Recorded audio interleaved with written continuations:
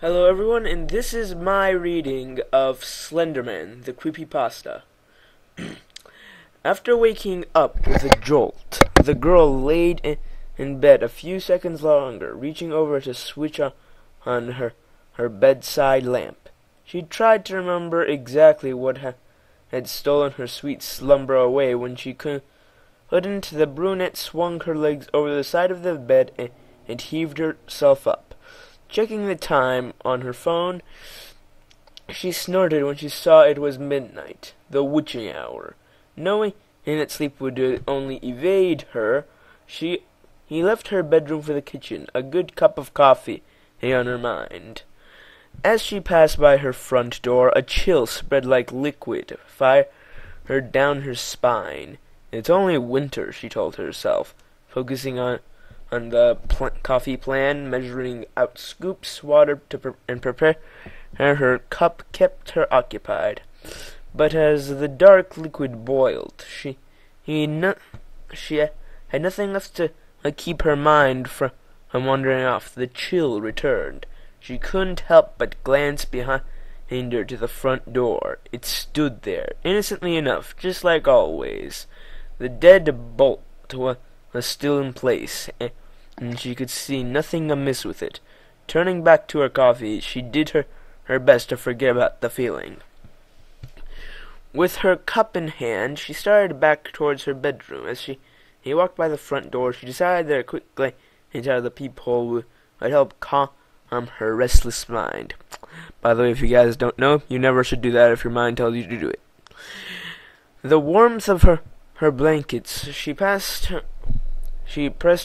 empty hand against the cold metal door, and took a deep breath before leading her eye to the peephole. At first she could only see inky blackness, and somehow seemed to swirl itself. When she blinked in surprise, the void melted away, and she wished it hadn't. In its place there stood what she could only guess was once a man. The limbs were long and inhumanly awkward, with bulky joints bracing off into several arms. Not unlike the branches of a tree, the creature was draped in a black suit, somehow making the things more nightmarish to her. Okay, there was a typo right there. Making the thing more nightmarish to her. There was an N in it for some reason. The icing on the proverbial cake. What? Okay, never mind. However, was what passed out as the hellish thing's face. It was through her mind blurred, the ghastly visage to spare herself in further shock and horror.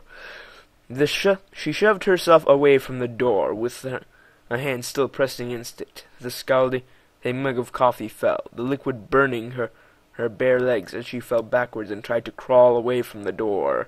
I do that myself, if you didn't know. She knew somehow that her mind hadn't been playing tricks on her. As she walked away from the door, she watched his tendrils, and as black as the void she first saw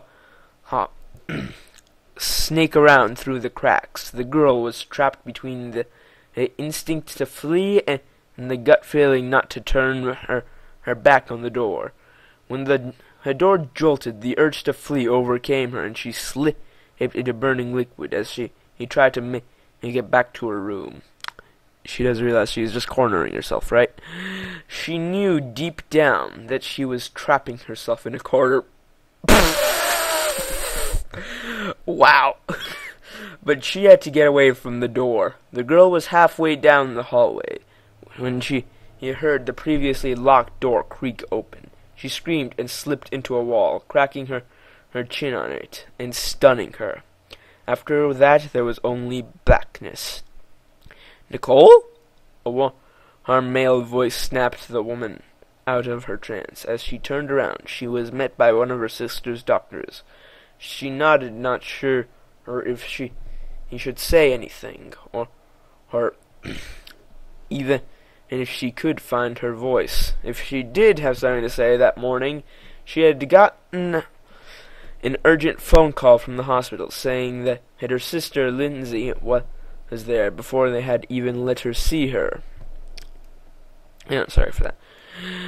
Doctors had pulled her off to the side, insisting that they talk to her about what might have happened.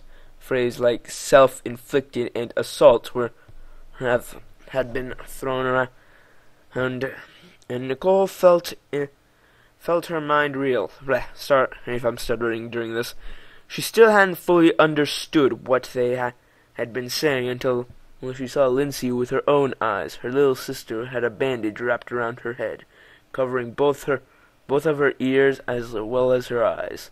They said it was to keep her deadened eyes from drying out, to try to keep infections out of the wounds. Lindsay had made hers.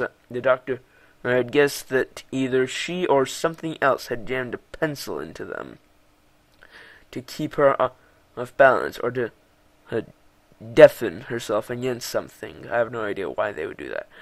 There was the mix of first and second degree burns on her hands and legs. The feet, from what I assumed to be coffee her neighbor has found, slipped all over the entire apartment.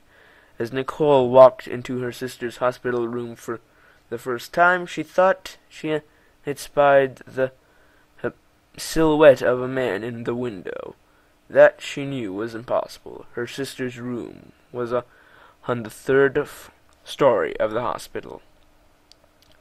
Alright, so that's the Slender Man creepypasta. This had been rated 1, 2, 3. It's apparently a 9, and it was like an 8.5 out of 10. People rated that, but I would personally give it a higher one because, well, it's Slender Man. I love him. So that was the Slender Man creepypasta. I also used my recording thing to go up and down this so you can read along, so I won't have to put a freaking link. So, see you next time. Maybe on a reading, maybe on a Minecraft video, maybe on whatever the balls I want. See ya.